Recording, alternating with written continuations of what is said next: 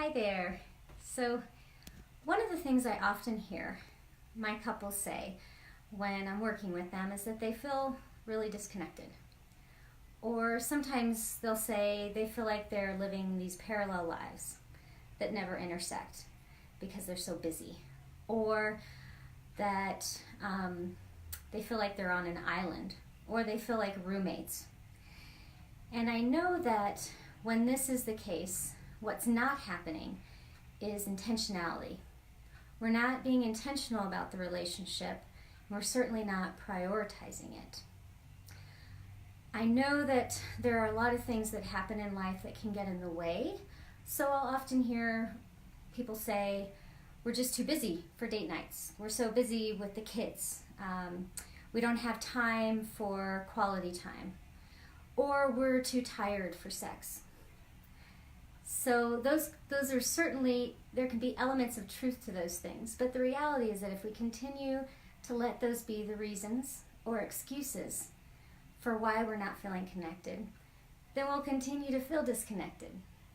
So one gauge or one measure I think is good to look at is looking at your relationship through the lens of love languages. And maybe you've heard of love languages.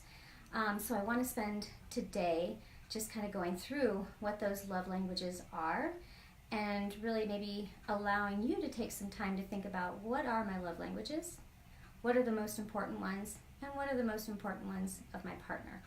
The idea is that you want to be showing love to your partner the way in which your partner receives love. Otherwise, we run the risk of wires getting crossed and not recognizing love or receiving it in the way that our partner wanted us to. So let's go through those love languages. The first one is words of affirmation. Now this is receiving love through verbal words of praise, words of affirmation, words of encouragement, words of acceptance, words of gratitude, words of fondness, being able to tell our partner what we appreciate about them. And the reason why this can be a really important one is because it's twofold beneficial. For our partner, if they like to receive love that way, then it's obviously hearing those things from us. If we're the ones giving it to our partner, giving those words of affirmation, then we're training our brain to look for those things, right? So there's benefit in being the receiver and the giver. Number two, the second love language is acts of service. So this is doing things for your partner, labors of love. This can be anything from making them a meal to doing their laundry to taking their car to get it washed or the oil changed. And I think this is often one that if it's not a love language of your partner's, it gets missed.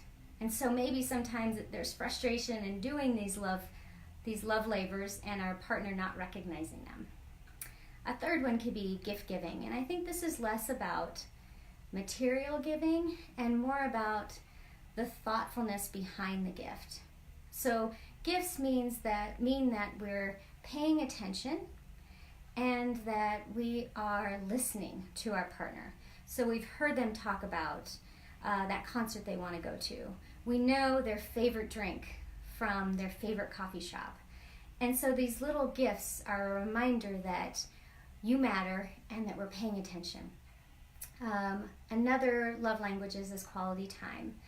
And this, I think, is beneficial in the sense that it moves us away from focusing on not having enough time, so quantity, and into being intentional about what quality looks like.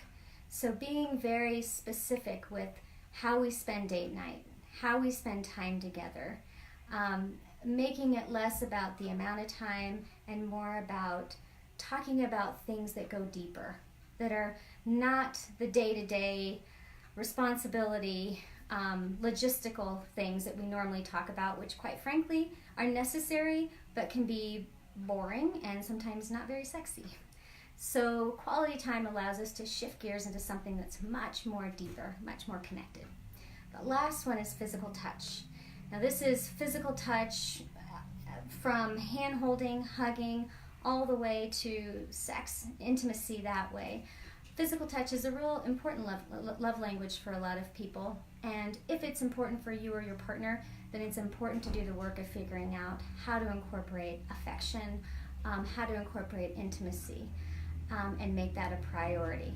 So have a conversation with your partner about what their love language is and what they typically, how they give love.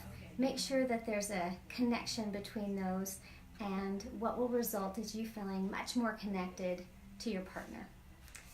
This is Marcella Timms with Flourish Counseling and Coaching. See you later.